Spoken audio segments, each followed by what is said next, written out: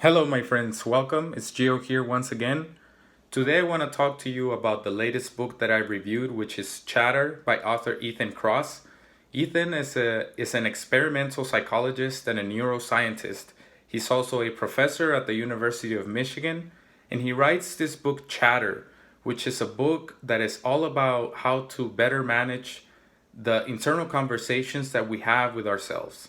We all have this inner voice that aids us in better navigating through life. It helps us solve problems, how to better manage stressful situations for the most part.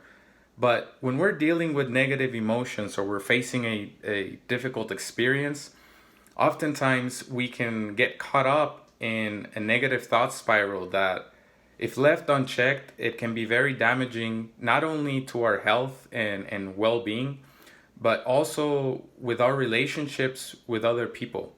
So the irony is that when we're dealing with these situations, we often tend to seek the support from other people. But Ethan says that the person who is giving us advice has to give us the right kind of advice. And the right kind of advice, he says, has to be a combination of empathy and then pivoting to find a solution to the problem that you're facing.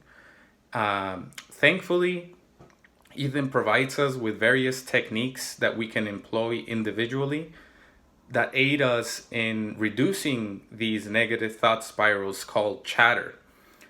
I'm going to share with you two techniques that we can use from the inside out, and then I'll share with you two techniques that have to do with the environment and the surroundings. I'll start with the individual techniques that we can use ourselves from the inside out. The first one is a favorite one and is one that I use all the time. And that is, when I'm dealing with a stressful situation, use what Ethan calls self-talk distancing. What this is when you're having these internal conversations, refer to yourself in the second person you, or even use your own name like Giovanni, or he or she. When you do this, it separates you from the experience and it creates the distance that you need to put your problem into perspective. That's the first one. The second technique is to do some mental time traveling, not in the back to the future kind of way, but really to ask yourself how you feel about the issue that is provoking you chatter in a year, 5 years from now, or 10 years from now. And you'll see that when you do this, it puts it into perspective. And you'll feel that the situation that you're facing might not be very big. And it just creates that distance that it lets you know that in the rear view mirror of life, these problems tend to be insignificant compared to the broad scheme of life. So those are two individual techniques that you can employ that are very helpful. The two techniques that have to do with the environment, the first one is to create order in your surroundings.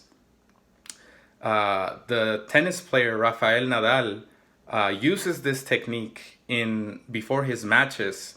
And what this is he goes through, like, I guess it's like a mental ritual. He puts his water bottle in the same place. He puts his tournament ID card facing up. He places his towels in the same place. He fixes his hair before a serve. And what this does is, when we're dealing with these negative thought spirals, we feel like we lost control, and we feel like these negative thought spirals control us instead of the other way around. So what this does is it provides you with a sense of control.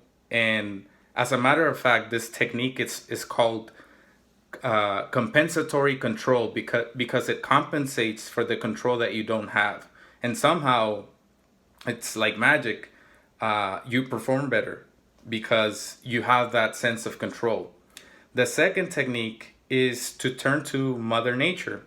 Mother Nature is the best medicine, and it's been proven that when you uh, look at more green spaces or hear more natural sounds like birds chirping or water falling, this replenishes the limited attentional reserves in our brain that are notorious for combating chatter, because when we're dealing with chatter, it sucks all of those limited attentional reserves that we have.